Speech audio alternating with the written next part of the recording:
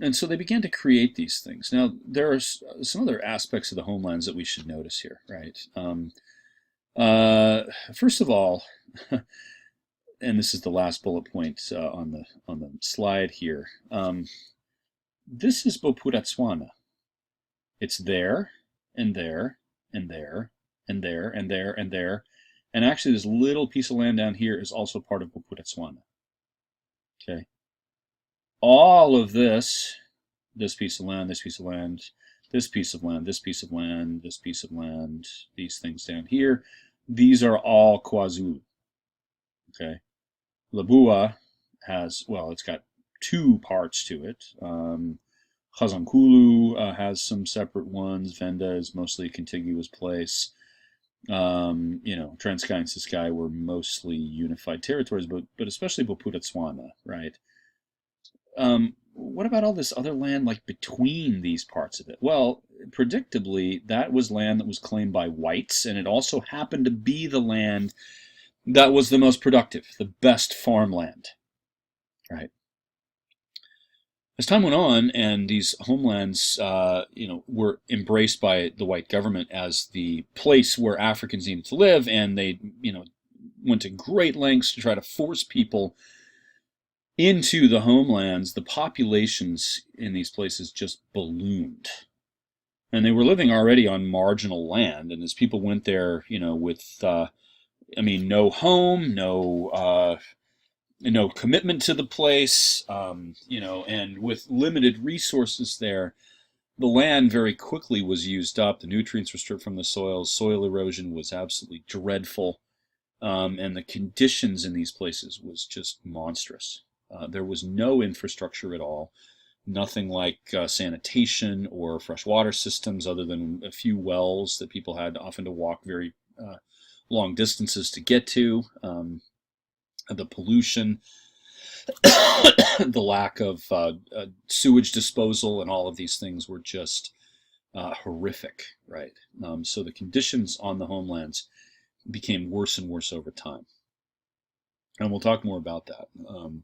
The infant mortality rate in the 1960s and 70s in these homelands was the second highest, I believe, in the world.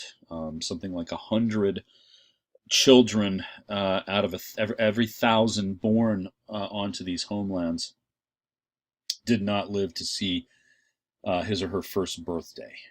Okay.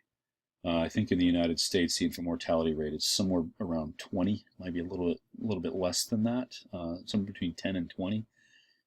In South Africa, 1 out of every 10 children did not live to the age of a year old because the conditions were just so horrible there, right? Now, the South African government went ahead with this, and in 1971 even, they passed what was called the Bantu Homelands Constitution Act, which stated that the South African government alone could determine when these homelands were ready to become independent and self-governing. Actually, self-governing preceded independence. And they even began to decree some of them independent, as independent nations. 1976, the Transkei was granted independence. 1977, Bophuthatswana, and the Ciskei and Venda followed. The others, I don't think, ever reached full independence. But this independence was an absolute sham because they didn't have, again, infrastructure. They didn't have airports. They didn't have port structures. They had no way of communicating with the outside world. Now, all of this was done to make this palatable, as the South African government saw it, to the international community. They declared that this was all part of South Africa's effort to decolonize and to join with this general trend in Africa that black people were becoming independent and self-governing, right? That these black African nations were taking the reins of their own countries, and they were becoming independent, and they were functioning on their own, right? So South Africa said, we are the champions of black nationhood and black independence. Well, I mean, nothing could be further from the truth, given what was really happening in these places. But the apartheid government took great pains not to allow anyone to really see what was going on in these homelands. Their control of the press, their control of any news that leaked out, was pretty substantial. Moreover, this system of forcing people onto these homelands insulated white South Africans from even understanding the plight of black people. They, in the minds of whites, blacks were, they had their own countries. Why do they want to live in South Africa? Why do they want to come here? They've got their own countries, their own self-governance, their own opportunities there. Why do they want to come in and infringe on our territory, right? And they really had little idea, many of them, maybe the vast majority of all white South Africans had little idea of what was really going on in the homelands, or how the system was really set up. The leaders, by the way, who were co-opted by the South African government were often just terribly corrupt, and capricious, and they had a great deal of wealth. They appropriated a lot of it for themselves. Any taxation money they collected, they tended to pocket this, and so the corruption was rampant, even in conditions of abject poverty. So, because black Africans belonged in the homelands, those who sought jobs or temporary residence in South Africa, temporary residence was the operative term, did not belong there and had no political rights. If they wanted political rights, if they wanted their human rights to be acknowledged, they needed to go to their own country, their own homeland. Right?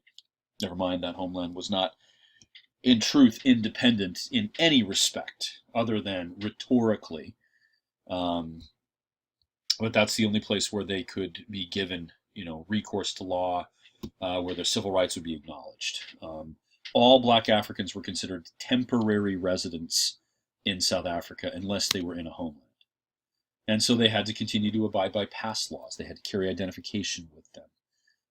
These past laws marked them out as belonging not just to the black race, but to a particular ethnic group, and efforts were made to try to keep different African peoples apart from each other in South Africa, so that they would not come to agreement with each other. They would not collude with each other, and gain any notion of a black nationhood or a black peoplehood. Well, of course, that failed miserably, because as people crowded into these urban spaces, they worked together. They got along. Zulu and Xhosa and Sotho and Tswana and Venda and Pedi all came together, lived together, intermarried with each other. And these ethnic divisions were really of little consequence to them, but according to the South African government, they were trying to keep these people apart because they needed to develop independently of each other.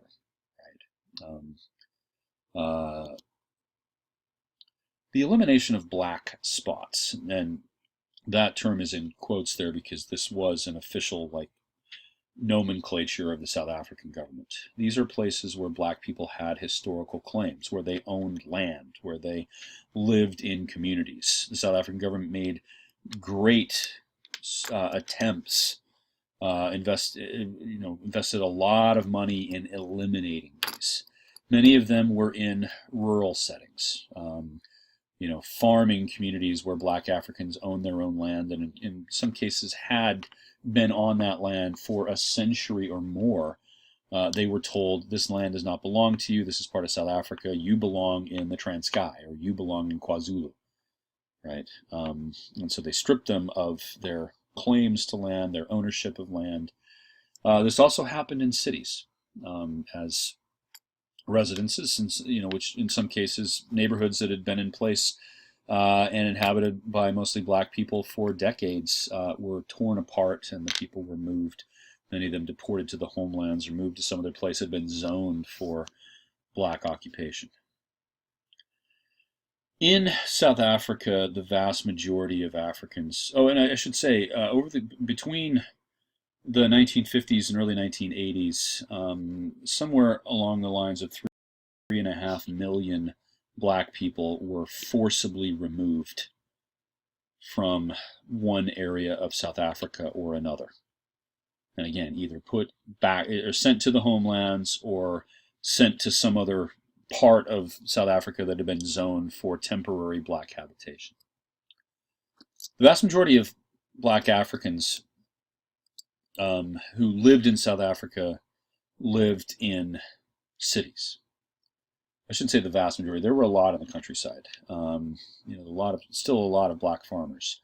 But over time, there was the trend was that blacks were moving into the cities.